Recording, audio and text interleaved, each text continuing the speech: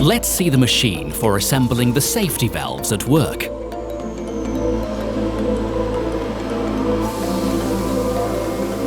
Once assembled, the valves move on to the calibration phase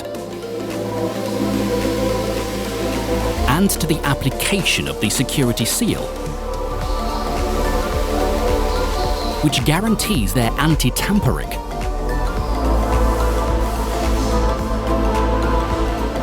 Finally, the laser marking with the Icon X machine